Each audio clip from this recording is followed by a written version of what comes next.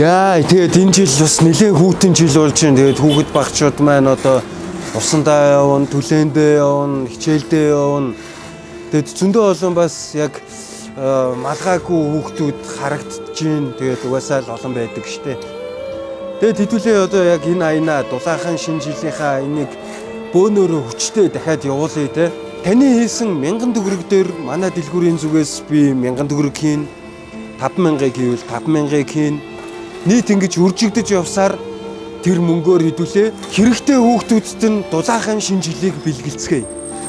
За тэгээд аянда итгэвтэй оролцоорой гэж хүсье. Нэлээ хүүтэн шинэ жил болохоор шүү. Энэ байдлаараа